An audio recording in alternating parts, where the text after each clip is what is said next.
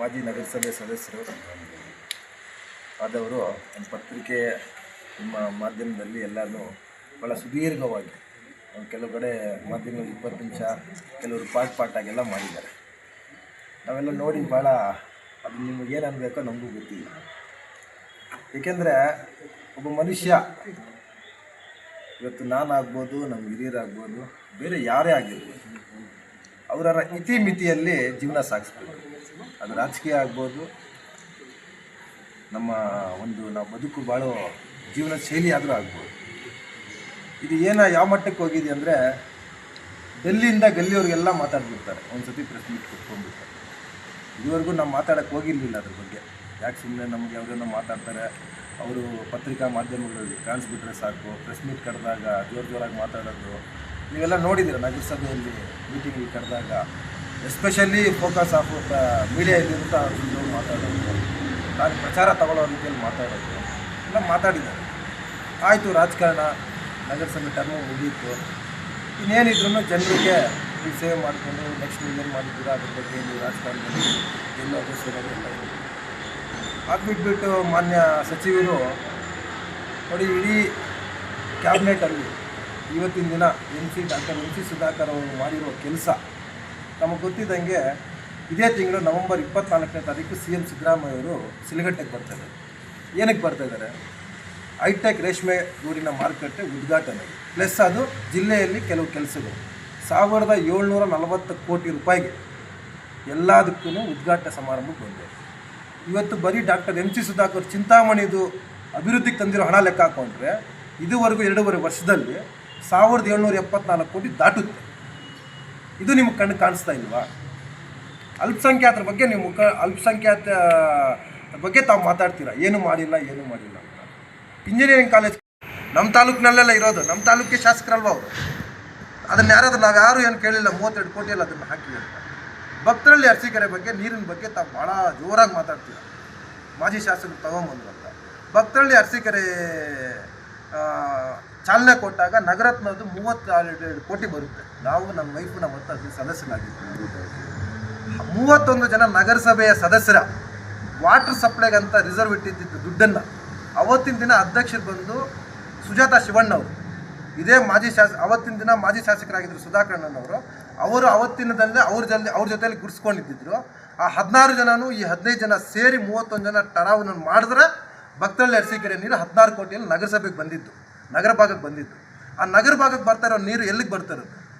99% ಅಲ್ಪಸಂಖ್ಯಾತ ಇರೋ ಕಡೆನೇ ಬರ್ತಾ ಇರೋದು. ಇವತ್ತಿನ ಅದನ್ನೇನಾದರೂ ಅಡಚಣೆ ಮಾಡಿದ್ರೆ ಹೌದು, ಆ ಹಳ್ಳಿಗಳಲ್ಲಿ ಅವ್ರು ಕೇಳ್ತಾರೆ, ಅವ್ರಿಗೆ ಹಕ್ಕಿದೆ.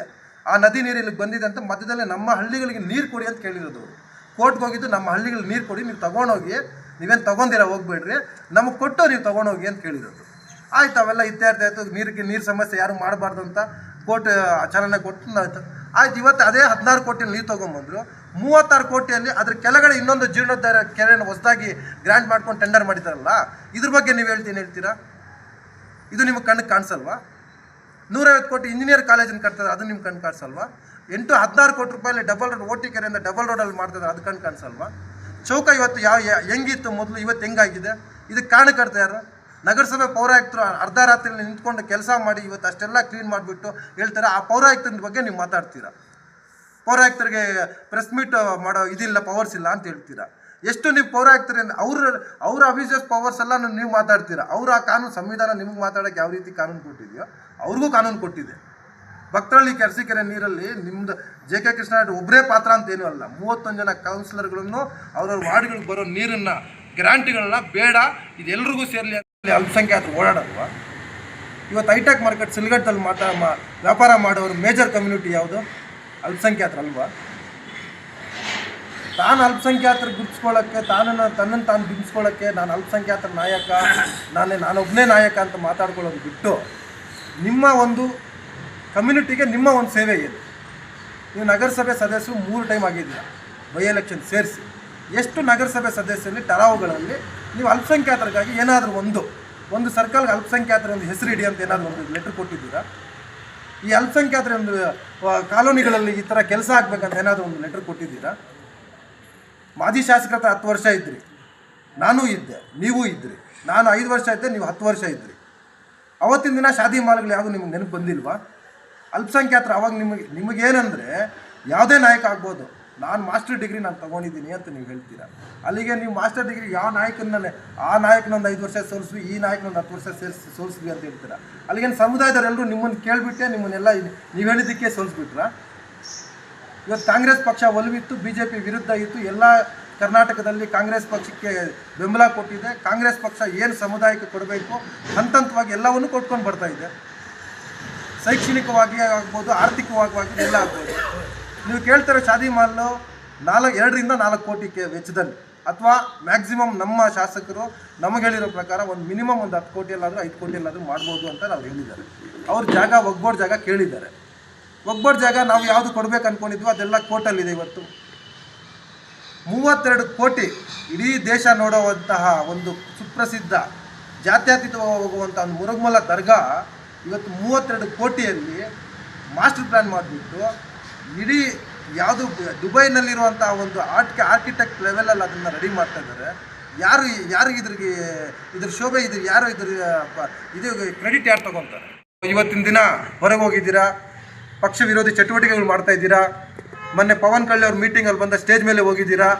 ಇದೇ ಪವನ್ ಕಲ್ಯಾಣ್ ಅವರು NDA ಕೂಟದಲ್ಲಿ ಇರೋರು. ಇವತ್ತು JDS ಪಕ್ಷದಲ್ಲಿ ಗುರ್ಸ್ಕೊತಾ ಇದ್ದೀರಾ, JDS ಪಕ್ಷದ ನಾಯಕರ ಜೊತೆಯಲ್ಲಿದ್ದೀರಾ.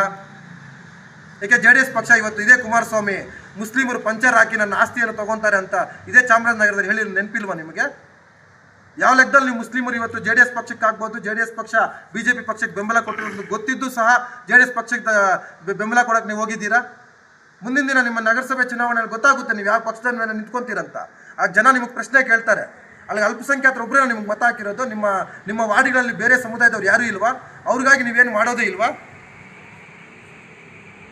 ಕೇಳಬೇಕು. ನಿಮಗೆ ಎಲ್ಲ ಸಮುದಾಯದವರು ಗೆದ್ದು ಓಟ್ ಹಾಕಿದ್ರೆ ನೀವು ಓಟ್ ಹಾಕಿ ನೀವು ಗೆದ್ದು ಹೊರ ಬಂದಿರೋದು.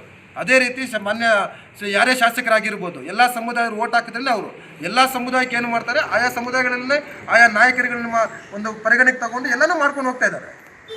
ನೀವೊಬ್ಬರೇ ಕೇಳಿಕೊಂಡು ನಮ್ಮ ಸಮುದಾಯಕ್ಕೆ ಏನು ಮಾಡಿಲ್ಲ, ನಮ್ಮ ಸಮುದಾಯಕ್ಕೆ ಏನು ಮಾಡಿಲ್ಲ, ನಿಮ್ಗೆ ಓಟ್ ಹಾಕಿರೋ ಬೇರೆ ಸಮುದಾಯ ನೀವೇನು ಕೇಳೋಂಗಿಲ್ಲ. ಅದಕ್ಕೆ ಅಲ್ಪಸಂಖ್ಯಾತರು ಒಬ್ಬರೇ ನಿಮ್ಗೆ ಓಟ್ ಹಾಕಿರೋದು. ನೀವು ಗೆದ್ದಾಗೂ ಮುಂದೆನೂ ನಿಮ್ಗೆ ಅಲ್ಪಸಂಖ್ಯಾತರು ಒಬ್ಬರೇ ಹಾಕೋದು. ಅಲ್ಪಸಂಖ್ಯಾತರು ನಿಮ್ಮನ್ನು ಕೇಳ್ತಾರೆ. JDS ಪಕ್ಷ BJP ಪಕ್ಷದ ಜೊತೆ ವಿಲೀನ ಆಗಿದೆ, BJP ಪಕ್ಷ ಅಲ್ಪಸಂಖ್ಯಾತರಿಗೆ ತೊಂದರೆ ಕೊಡ್ತಾ ಇದೆ, ನಿನಗೆ ಯಾವ ರೀತಿ ನಾವು ಓಟ್ ಕೇಳಬೇಕಂತ ನಿಮ್ಮನ್ನು ಕೇಳೋ ದಿನಗಳು ಹತ್ರ ಬರುತ್ತೆ. ನೀವು ಹೇಳಿದ್ದೀರಾ 7 ಜನ ನಗರಸಭೆ ಸದಸ್ಯರು ನಮ್ಮ ಕುಟುಂಬದಲ್ಲಿ ನಿಂತ್ಕೊತೀವಂತ. ಆ ಮಾತು ಮೇಲೆ ನೀವು ನಿಂತ್ಕೊಬೇಕು. ನಿಮ್ಮ ಸದಸ್ಯರು ನಿಮ್ಮ ಕುಟುಂಬದಲ್ಲಿ 7 ಜನ ಯಾವ ವಾರ್ಡಲ್ಲಿ ನಿಂತ್ಕೊತಾರೋ ಆ ವಾರ್ಡಲ್ಲಿ ನಿಂತ್ಕೊಬೇಕು ನೀವು. ಮತ್ತು ನಮ್ಮ ಕುಟುಂಬದಲ್ಲಿ ನಿಂತ್ಕೊಂಡು ನಾವು ಚರ್ಚೆ ಮಾಡ್ತೀವಿ, ಅದು ಇನ್ನೂ ಆಗಿಲ್ಲ, ಇವೆಲ್ಲ ಹೇಳ್ಬಾರ್ದು. 7 ಜನ ನಿಂತ್ಕೊಂಡು ಅಂತ ಹೇಳಿದ್ದೀರಾ. ಮುಂದಿನ ದಿನದಲ್ಲಿ 7 ಜನದಲ್ಲಿ ಯಾವ ಕ್ಯಾಟಗಿರಿ ಬರುತ್ತೋ ಎಲ್ಲೆಲ್ಲಿ ಬರುತ್ತೋ ಅಲ್ಲಿ ನಿಂತ್ಕೊಂಡು ತೋರಿಸಿ ಗೆದ್ದು ಅವತ್ತು ಹೇಳಬೇಕು ನೀವು.